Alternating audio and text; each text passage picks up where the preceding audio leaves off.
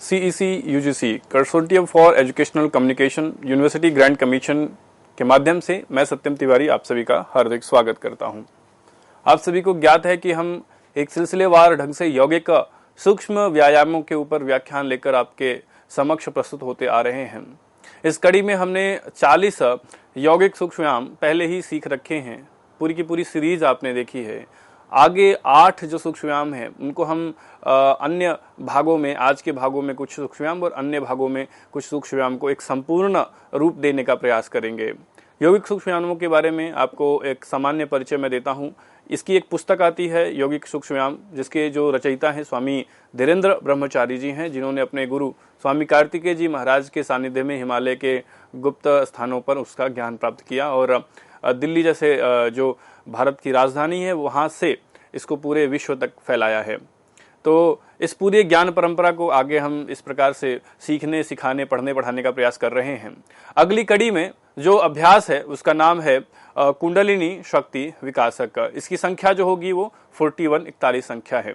इसके लाभ क्या है, तो नाम से ही आपको समझ आ जाना चाहिए कि जो आपके जीवन की जो शक्ति है, जो आधारभूत शक्ति है कुंडलिनी, उसकी शक्ति का विकास होता है, उसकी जागृति होती है। तो इससे कुंडलिनी शक्ति की जागृति होती है। यह अभ्यास बहुत ही प्रमुख है योग के मार्ग में या संपूर्ण यौगिक सूक्ष्म व्यायाम में। अब कुंडलिनी शक्ति क्या होती है, इसके बारे में बहुत अधिक आपको साहित्य मिल जाएगा। बहुत सारी पुस्तकें लिखी गई हैं, बहुत सारे गुरुओं ने व्याख्यान दिए हैं। आप यह समझिए कि आपके जीवन की जो भी गति है वह एक शक्ति से नियंत्रित हो रही है ना। पूरे ब्रह्मांड में आप देखें तो हर जगह कोई ना कोई गति, कोई ना कोई मूवमेंट हो रही है। नित्य निरंतर प्रत्येक पल, प्रत्येक क्षण कोई ना कोई मूवमेंट हो रही है। एक एटम भी मूव कर रहा है, electron, proton, neutron, lepto, quark भी मूव कर रहा है, एक प्लैनेट भी मूव कर रहा है, उसका सैटेलाइट भी मूव कर रहा है, ग्रह, उपग्रह, पूरा सोलर सिस्टम, पूरा मिल्की वे, आकाशगंगा, नेबुला, पूरे के पूरे जो गैलेक्सीज हैं, दे ऑल आर मूविंग। सब में गति है। गति कहाँ से आ रही है, तो शक्ति से आ रही है। और वो कौन सी शक्ति है, तो प्राण शक्ति है। प्राणश्येद वशे सर्वम त्रिविदे यत प्रतिष्ठितम। पूरे तीनों लोकों में, तीनों देवों में, तीनों कालों में, तीनों अवस्थाओं में, तीनों गुणों में जो भी शक्ति है वो कौन शक्ति है, वो शक्ति है प्राण की शक्ति।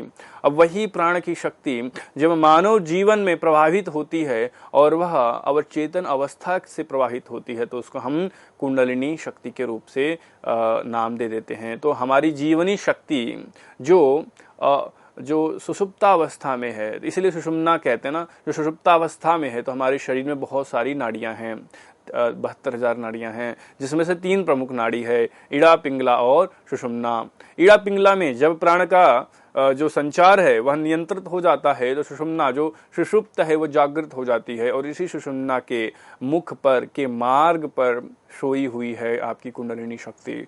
और कुंडलिनी शक्ति विकासक के अभ्यास से या योग के बहुत सारे जो आसन है, जैसे मत्स्येंद्रासन हो गया या पश्चिमोत्तान आसन हो गया, के अभ्यास से जब आप अपनी कुंडलिनी शक्ति को जगाते हैं, का विकास करते हैं, तो आप अपने जीवन के बहुत सारे जो अनसुलझे रहस्य हैं, जो आपके जीवन का जो डार्क एनर्जी है, आप उसको कंट्रोल करते हैं, आप उसको यूटिलाइज करते हैं। आप अपने बेनिफिट्स के लिए, आप अपने जीवन के नए आयामों को समझने के लिए, अपने जीवन को नए मार्ग में प्रकाशित, उद्भाषित करने के लिए। तो कुंडलिनी शक्ति विकासक का जो अभ्यास है वह यौगिक दिनचर्या का अभ्यास है। योगी क्या करते हैं, योगी अपने कुंडलिनी शक्ति को ही जगाने का प्रयास करते हैं। तो इसका जो अभ्यास है काफी सावधानी से करिए। देखने में बहुत सरल अभ्यास है। ये आपके समक्ष प्रस्तुत है कि बहुत सारे योग चूड़ामणि उपनिषद जैसे बहुत सारे ग्रंथ हैं, उनमें भी हर जगह आपको इसका वर्णन मिलेगा। कंद की बात होती है जो आपके नाभि के पास ही स्थान है और वहीं पर कुंडलिनी शक्ति सुषुम्ना के मार्ग को अवरोध करते हुए सोई हुई है, मतलब अनकॉन्शियस स्टेट में है। और योगाभ्यास के माध्यम से और विशेष रूप से कुंडलिनी शक्ति विकासक के अभ्यास से आप उसको जगा सकते हैं। तो स्थिति आप देख सकते हैं, पैरों में 4 अंगुल की दूरी बनाकर सर से जो पूरा शरीर का भाग है वो सीधा कर लें और अपने घुटनों को मोड़ें। क्रिया के रूप में देखेंगे दोनों पैरों को क्रम से नितंब पृष्ठ पर जोर से ताड़ित करना है। तो आपको एक तरह से हिट करना है अपने नितंबों को, अपने ग्लूट्स को। तो अब इसमें आप देखेंगे जो घुटने में जिसको समस्या है या ऑस्टियोआर्थराइटिस है या नी में कोई सिंड्रोम है या नी का कोई प्रॉब्लम है, इंजरी हुई है, वो अभ्यास ये इसको नहीं करेंगे। चक्कर आती है या और कोई समस्या है तो घुटनों का विशेष रूप से आर्थराइटिस बहुत हाई एडवांस स्टेज का आर्थराइटिस है तो इसका अभ्यास आप ना करें। आपको सावधानी रखनी चाहिए। स्वस्थ व्यक्ति इसका अभ्यास कर सकते हैं। अस्वस्थ व्यक्ति पहले स्वास्थ्य की प्राप्ति करे और जो स्वस्थ हो गया है वह कुंडलिनी शक्ति जैसी जो अभ्यास है उनको करना चाहिए, क्योंकि एडवांस प्रैक्टिसेस हैं। तो घुटने में समस्या है तो आप अपने घुटने को पीछे तेजी के साथ अपने ग्लूट्स पे, अपने हिप रीजन पे नहीं लगा सकते। इसमें थोड़ा सा जर्की मूवमेंट है तो ध्यान से इसका अभ्यास करना है। तो शुरुआत में 20 से 25 बार इसका अभ्यास करना चाहिए। आइए जो चलचित्र के माध्यम से, डेमोन्स्ट्रेशन के माध्यम से इसको हम समझने का प्रयास कर सकते हैं। आप देख सकते हैं किस प्रकार से अपने राइट और लेफ्ट लेग को क्रम से अपने हिप रीजन पर हिट करना है ना। तो कुंडलिनी शक्ति का वह स्थान है। अब ये बहुत सावधानी से करना है। आपका हार विहार, ब्रह्मचर्य, ये सारे अभ्यास आपके जब पुष्ट हो जाए तो ये अभ्यास करें, है ना। देखने में बड़ा सरल है लेकिन अभ्यास बहुत ही आवश्यक है। मेडिकल गाइडेंस आपको अवश्य रूप से रखना चाहिए। घुटने में कोई समस्या है तो ऑस्टियोआर्थराइटिस है या रूमेटॉइड आर्थराइटिस है तो ये अभ्यास नहीं करना चाहिए। घुटने में आपके जोर लग सकती है, हर्निया वगैरह है, फिस्टुला है, फिशर है तो भी अभ्यास नहीं करना चाहिए। पेल्विक फ्लोर मसल में बहुत ज़्यादा समस्या हो रही है तो भी अभ्यास आपको धीरे धीरे मेडिकल गाइडेंस में ही करनी चाहिए।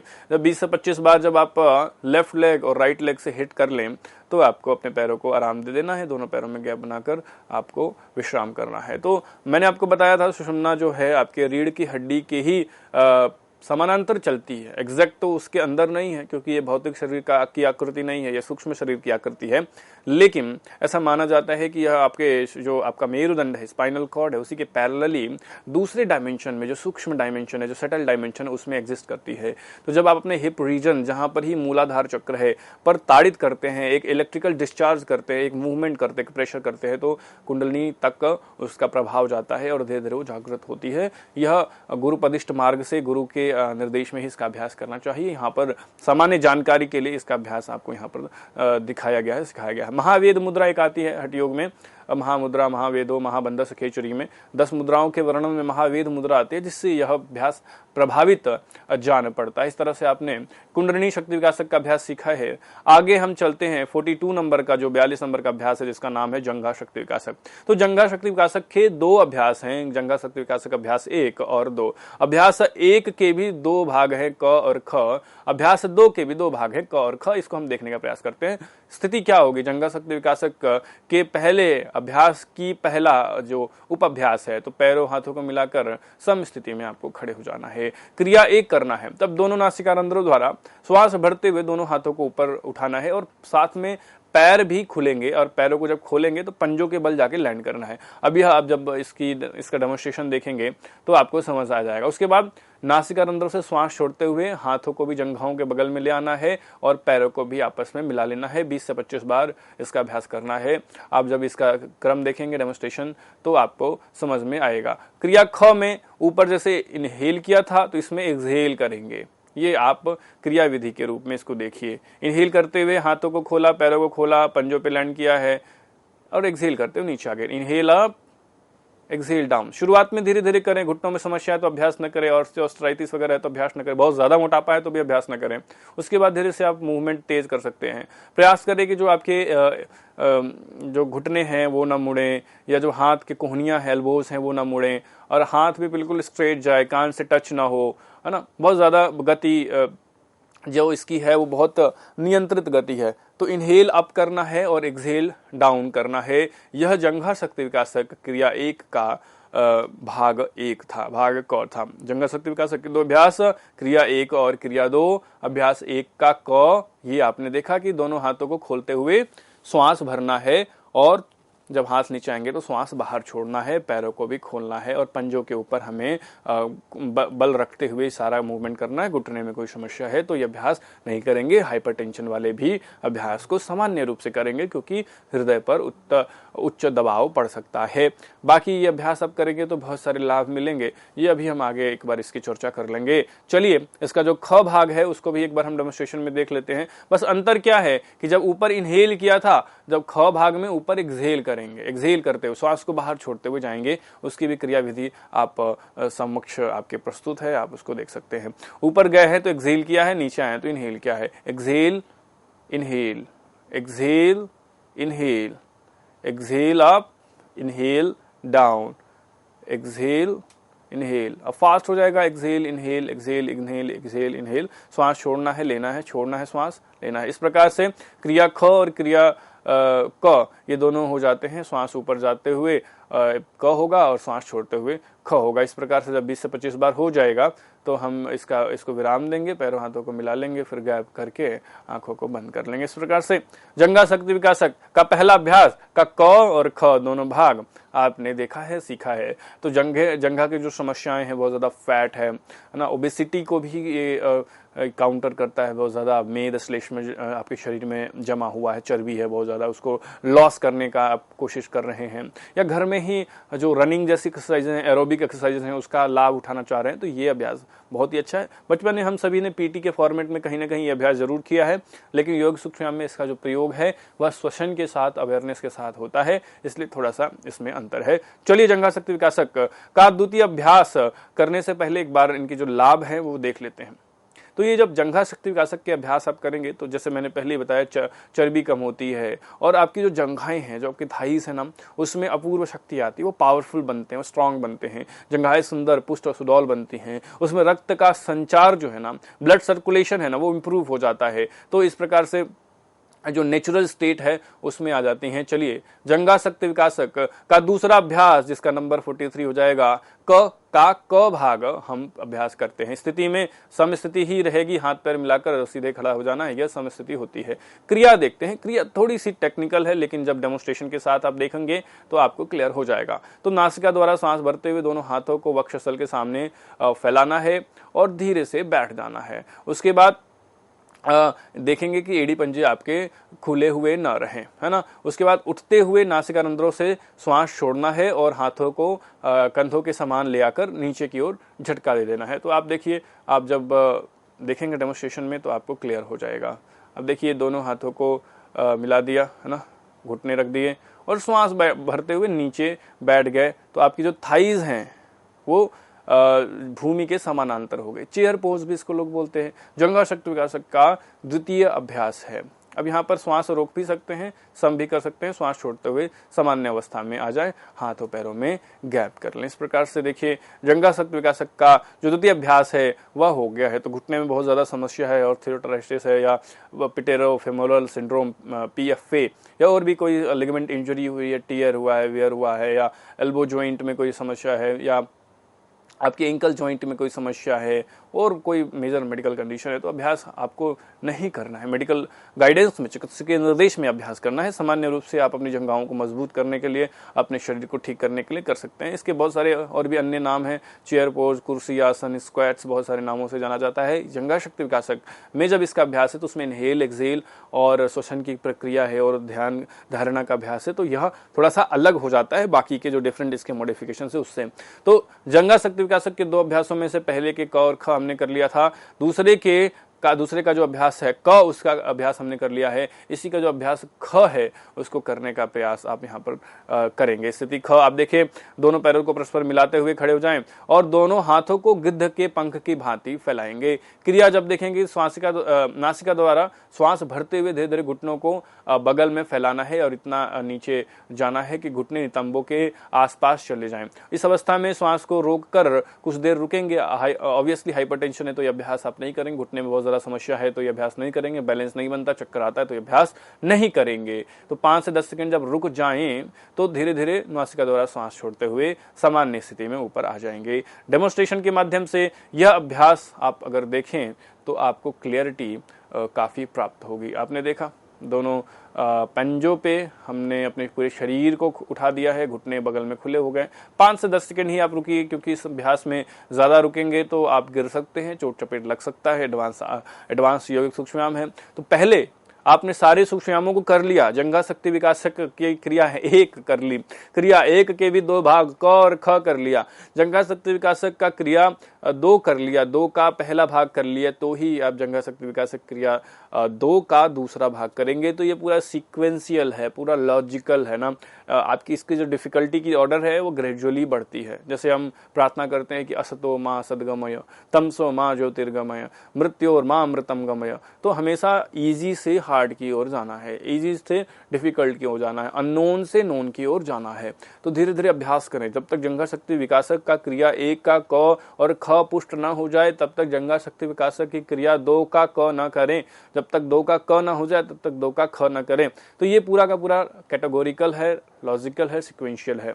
तो आपने देखा कि जंघा शक्ति विकासक के जो हमने 4 अभ्यास 2 अभ्यासों के अंतर्गत क ख के अंतर्गत देखा, इसका अभ्यास आप करेंगे तो जंघाओं की पुष्टि होती है, घुटनों का भी विकास होगा। घुटनों पे बहुत ज्यादा जोर आता है तो जो चोट चपेट लगा है वो अभ्यास न करेंगे। और आप देखें जब क्रिया ख आपने देखा है तो उसमें शरीर का बैलेंस भी देखा जा रहा है ना। आपका जो शरीर का बैलेंस है आपके कानों से, इनर ईयर से बैलेंस वो नियंत्रित होता है। तो इस तरह से आप अपने सेंस ऑफ जो हियरिंग है, जो आपके कर्ण है, इनर ईयर है, और उसका जो ब्रेन पर इम्पैक्ट है उसको भी ट्रेन कर रहे हैं। तो बस ये जंघाओं के लिए नहीं है, आपके शरीर का सेंस ऑफ बैलेंस, आपके शरीर का जो नियंत्रण है, आपका शरीर का जो बैलेंस है उसको भी प्रभावित करता है। क्योंकि जैसे जैसे उम्र हमारी बढ़ती है घुटनों का स्वास्थ्य हमारा खराब होने लगता है। तो जो लोग इसका अभ्यास करेंगे उनके घुटनों की शक्ति, जंघाओं की शक्ति हमेशा ही बनी रहेगी, अपूर्व रूप से बनी रहेगी, उसमें तेज बना रहेगा। ये सारे जो अभ्यास हैं उस तरह से हम इसको जान सकते हैं। आगे हम इसी प्रकार से अभ्यासों को आगे बढ़ाते हैं।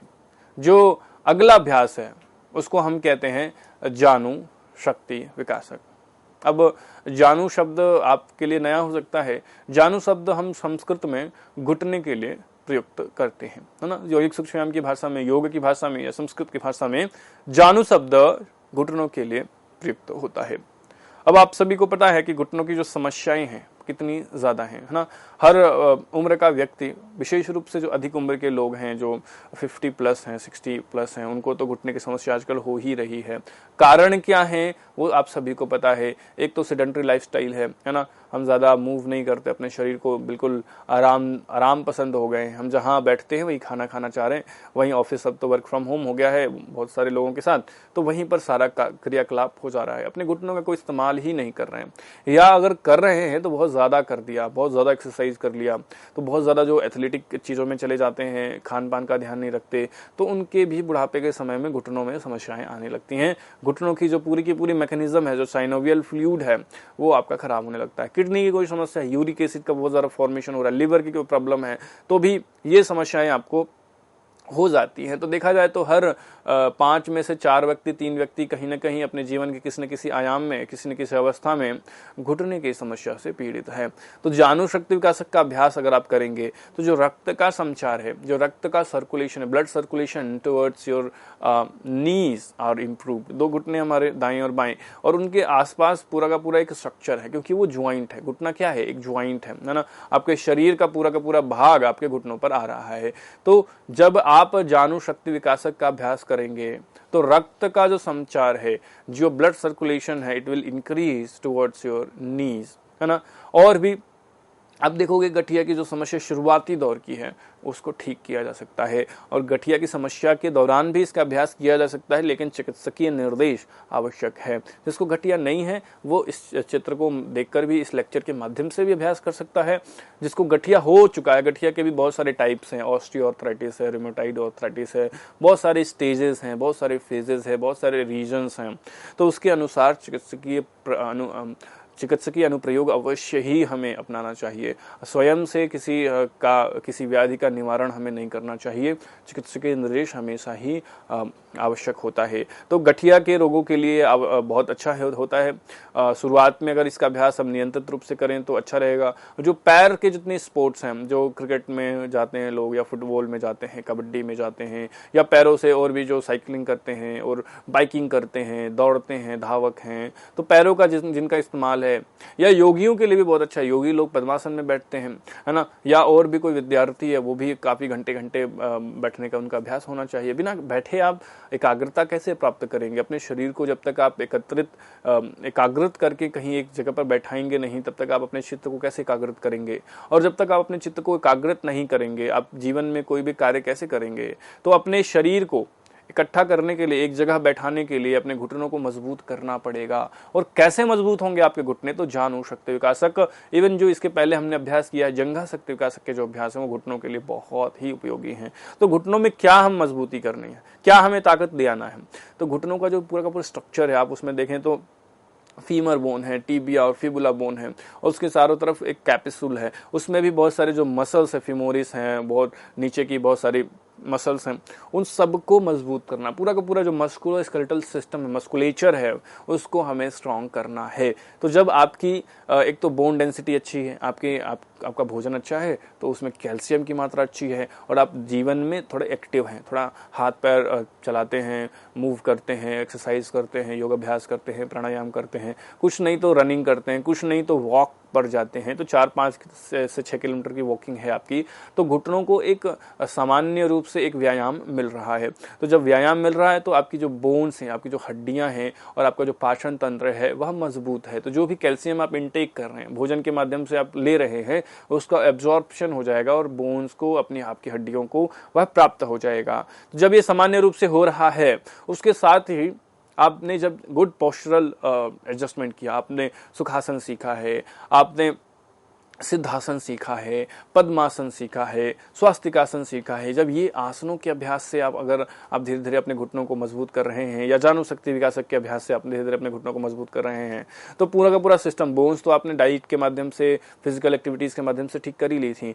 जो मसल्स हैं, क्योंकि बोन के अलावा मसल्स भी हैं जो इस जॉइंट को बनाती हैं, और मसल में कोई भी स्टिफनेस ना आए, कोई वेस्टिंग ना हो, कोई भी टोन में उसकी प्रॉब्लम ना हो, मसल बहुत ज़्यादा स्टिफ ना हो जाए। तो जब हम पूरे इस सिस्टम को मजबूत रहेंगे, तो मसल्स में बहुत सारे ऐसी चीज़ें हैं जो शॉक्स, बहुत ज़्यादा, जैसे जर्क लगा, आप कहीं गिरे, आप दौड़ रहे हैं तो जर्क लग रहा है ना, बल लग रहा है आपके घुटने के ऊपर, तो उसको एब्जॉर्ब करते हैं आपकी मसल्स। तो बस हड्डियों के लिए नहीं है जानु शक्ति विकासक, जो आपके घुटने के आसपास की जो मसल्स हैं, फीमोरिस और भी अन्य जो मसल्स हैं, उनको मजबूत करता है, और उसमें शॉक एब्जॉर्प्शन की जो पावर है वह इम्प्रूव होती है।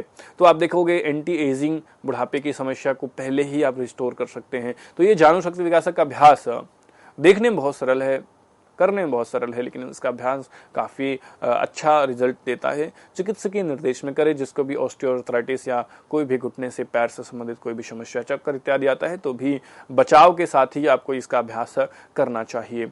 तो स्थिति क्या होगी? तो पैरों को परस्पर मिलाकर पूरे शरीर को सीधा कर दे रहा है, तो जो हम समस्थिति में करते हैं, है ना। स्थिति जब पहले बना लें, पैरों को सामान्य रूप से मिलाकर पूरे शरीर को एक सीध में बना लेंगे। उसके बाद अपने पैर को सीधा करेंगे ना, और घुटने से मोड़ेंगे पीछे, नितंबों पर अपने एड़ी को लगाएंगे, और सामने पैर को एक स्विंग करके ले आएंगे, है ना।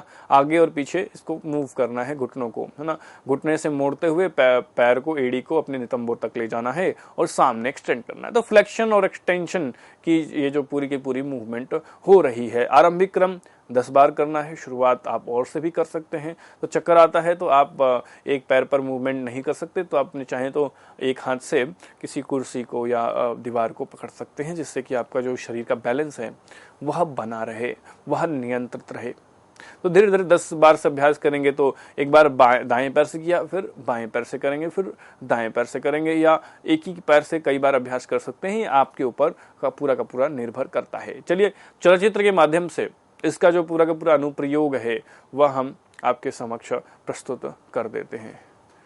तो इसमें पीछे से हमने हिट नहीं किया, हमने बस फ्लेक्स किया है लेग को, और सामने लेकर एक्सटेंड कर दिया है। तो फ्लेक्शन और एक्सटेंशन, हमने नितंबों के पास तक पैरों को हम ले गए हैं, और सामने हमने एक्सटेंड कर दिया। 20 से 25 बार ये शुरुआत में ये अभ्यास आपको करना चाहिए। जब अभ्यास संपूर्ण हो जाए तो दोनों पैरों को, दोनों हाथों को थोड़ा सा दूर कर दें, घुटनों को रिलैक्स कर दें और जो उसमें परिवर्तन आ रहे हैं, जो उसमें चेंजेस आ रहे हैं, उसको आपको ऑब्जर्व करना चाहिए। तो इस तरह से आपने देखा जानुशक्ति विकासक का अभ्यास कितना सरल है, कितना सामान्य है। और जो व्यक्ति बहुत सारे अभ्यासों को नहीं कर सकते, बहुत सारे टेक्निकलिटी में नहीं जा सकते, बहुत सारे अन्य क्रिया विधियों को नहीं समझ सकते, क्योंकि अभ्यास सीखना भी बहुत कठिन हो जाता है, उसको करना बहुत कठिन हो जाता है जब आपके शरीर में व्याधियां हों।